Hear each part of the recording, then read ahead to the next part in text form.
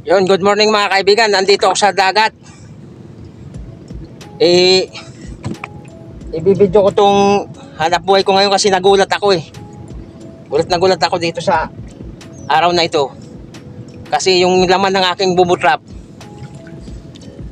puro patay. Patay na limasag. Di ko alam kung anong nangyayari sa tubig dagat ngayong araw na to. Ba't ganito nangyayari?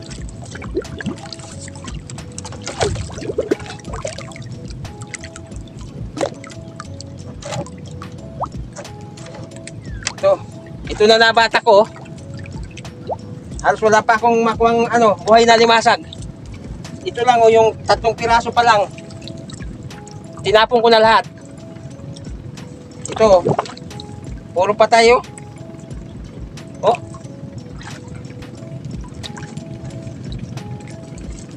Oh.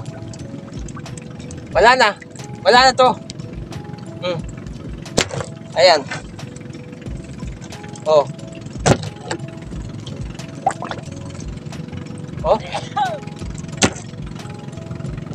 Patay lahat.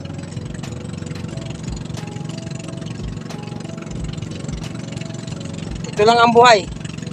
Yung kurumukom. Matibay talaga to. Oh. Tapon natin yan, oh. Patay lahat yan.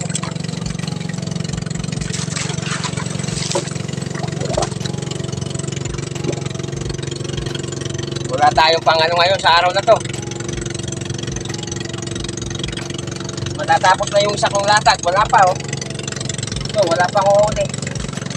Tapon lahat. Dami pa naman laman yan yung nauna kong ginatak.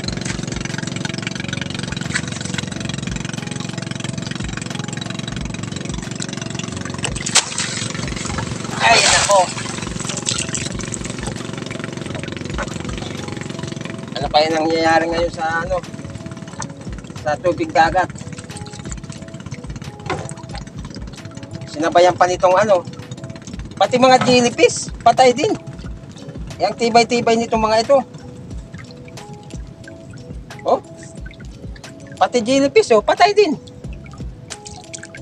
Yang tibay niyan sa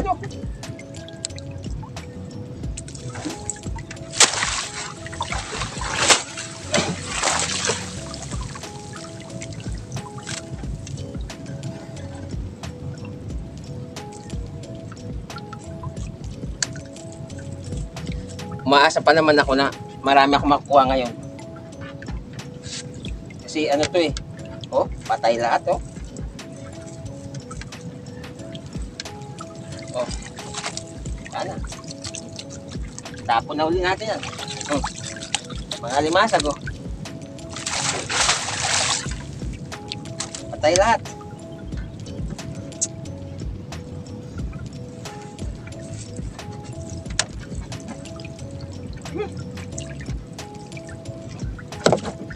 Naman tayo.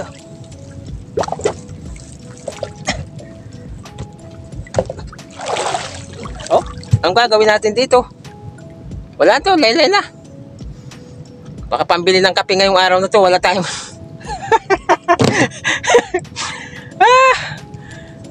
Aywan ko.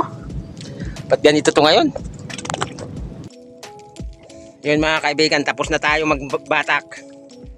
Ayan na oh. Naikarga na natin ating mga bubut trap. Oh. Halos mga kaibigan, yan, yung karga ko na yan. 24 piraso. Nung nakarang araw, ang huli ko dyan, 7 kilo. Kaya buminta ako ng malaki-laki. 200 isang kilo ngayon. Ngayong araw na ito mga kaibigan, aywan ko, nakakalungkot din. Pero hindi naman tayo pwedeng malungkot. Talagang hindi naman natin saan mangyayari ito. Ayan mga kaibigan, puro patay. Patay lahat. Ang huli natin. Wala yan, tapon na yan. Patay lahat. Ito lang nakuha kong buhay. Ito. Siguro mga lang. 1 kilo. Ayan. Buhay pa naman sila. Yan lang nakuha kong buhay. Ayan pa oh. Ayan pa sa dulo ng ating bangka. Patay lahat. Hindi natin alam kung anong nangyari dyan. sa tubig dagat.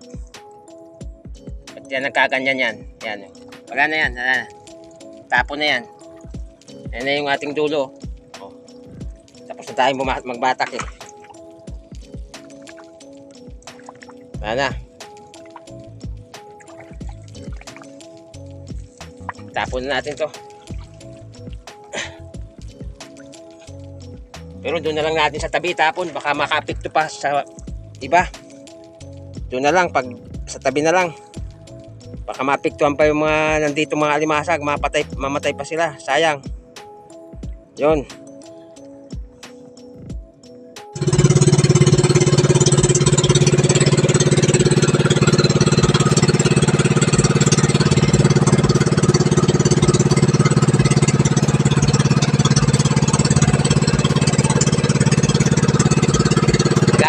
Sa tabi mga kaibigan, dito na tayo.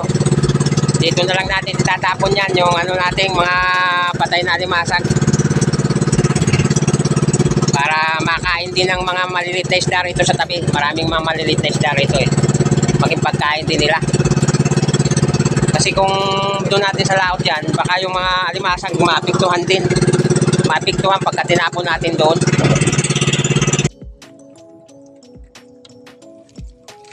Tapon na natin.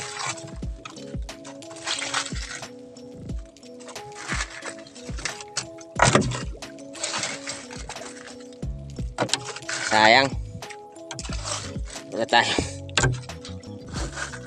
Wala tayong ano, baka hanapan tayo ni Mrs. dito ng binta. Baka sabihin kung saan natin dinala yung huli natin.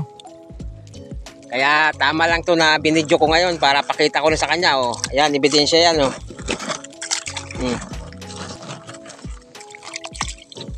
Alam mo naman yung mga misis, mapang ano yan eh, minsan mapanghinala yan. Oh, saan mo naman dinala, baka naman. Ay nako.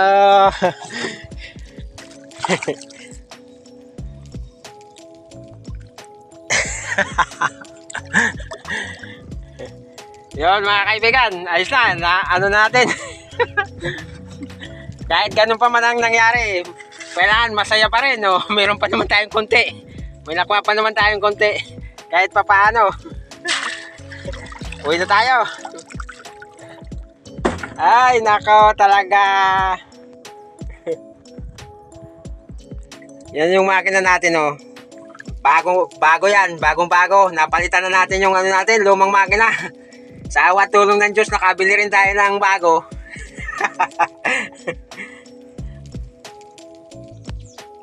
Yun mga kaibigan, dito na ako sa gilid ng dagat uli. Karating ko lang galing sa laot kanina. Nilalakad-lakad ko na lang dito yung aking ano, kunting lungkot lang naman doon sa nangyari doon sa latag ko kanina na bubutrap. Kasi puro patay yung huli ko. Halos wala akong naibinta sa araw na ito. Yung counting huli ko na mag-1 kilo andun sa bahay. Sabi ni Mrs. lutuin na lang daw. Kasi kukunti lang naman. Kaya yun. Ganun talaga mga kaibigan. Di naman natin nasa ano mangyayari yun. Sino ba naman mag-aakala na sa lawak ng dagat na yan eh. Mayroon palang pagkakataon na namatay yung mga laman dyan. Alimasag lang naman yung mga isda, hindi naman. Siguro sa biglang ano ng init saka uulan, siguro yung ano umiinit din yung ilalim ng dagat, apektado yung mga alimasag talaga niyan. Kaya ganun nangyari sa atin yun. Yun, shout out tayo.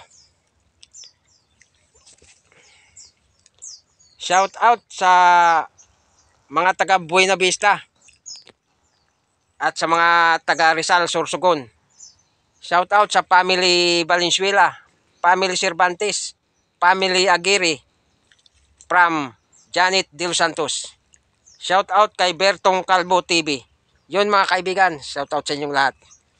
Maraming salamat sa inyong panunod sa aking mga video. Sana huwag kayong magsawa mga kaibigan. Kahit papaano, mag-upload pa rin ako kahit ang views ko ngayon ay napakababa, lumiit. upload pa rin ako para lagi kayong may makikita dyan sa aking channel. Maraming salamat sa inyong lahat. Yun, hanggang dito na lang. Bye-bye.